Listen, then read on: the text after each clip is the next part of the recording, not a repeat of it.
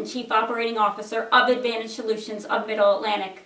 Lately, we've been getting a lot of calls regarding waste potentially contaminated with Ebola Virus Disease.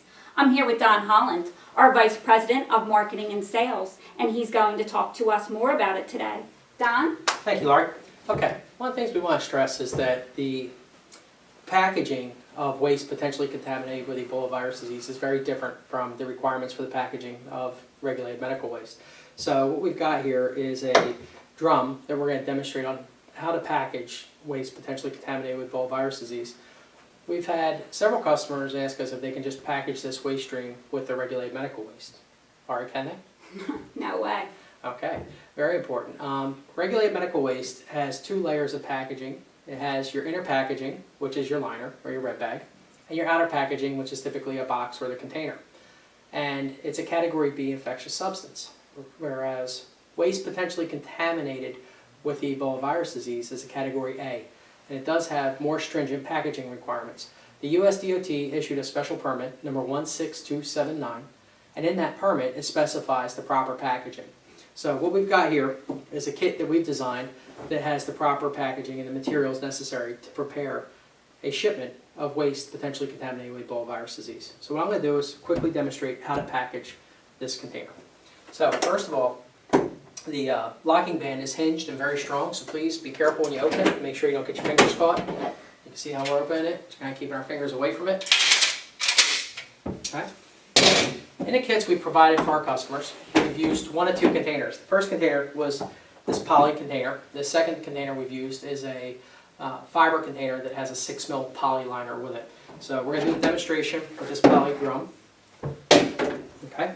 So in the kit, our clients received liners. You can see they're certified to meet the ASTM 1709 and 1922 standards. Okay. These liners are very thick. So one thing that's very important, we're going to demonstrate how to properly secure the liner, is to leave room. Because they're so thick, you need to leave some room when you're packaging the waste.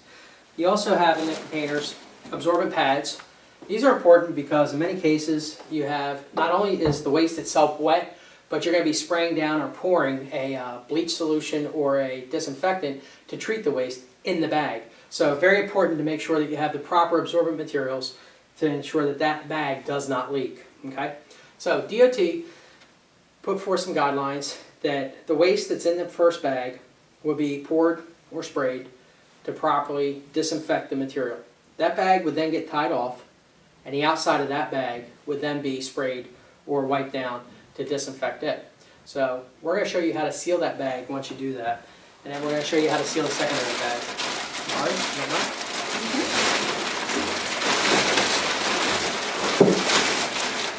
Okay. So the first bag you would have your materials in. You would actually spray or pour into this bag to take care of the treatment of the waste inside the bag, just to help disinfect.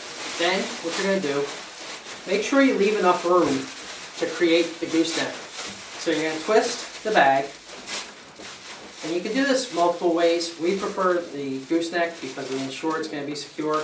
The other way is you can certainly twist it, fold it, and tape it. But the gooseneck, you want to make sure you leave plenty of bag to utilize.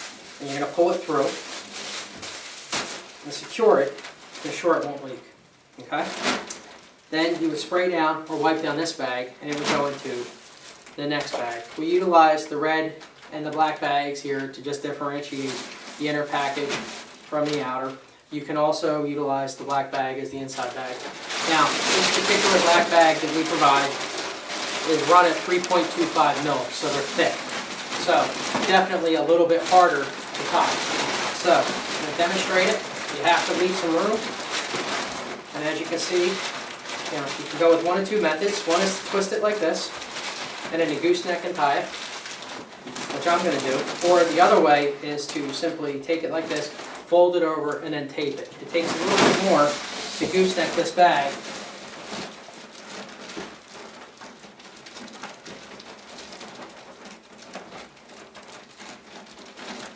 Because it's so thick. But once it's goosenecked, again, we're trying to secure the contents. So you can see here, it's pulled through itself to ensure If you turn the bag upside down, nothing's going to come out. Not that we're encouraging you to turn the bag upside down. It's simply a demonstration. Now, there's a maximum weight on the bag itself. It cannot weigh more than 22 pounds. And you can have multiple bags in the container. So, next thing I'd like to show you, in each one, we provided labeling, as well as a how-to guide on how to mark the container. So, once you have your bags in the drum, you're going to go ahead and seal it up. To do so, you're going to put the lid on. Again, you're going to watch your fingers. You're going to take the locking band, open it up, taking my fingers out, line it up, snap it, put the lock through. Okay? Then comes time to mark the container. In each kit, we provided 2 infectious substance labels. One would go on each side of the container. Then you'll put the other one on the opposite side. Okay?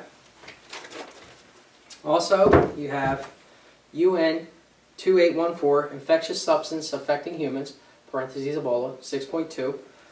This would also go on the drum, one on each side.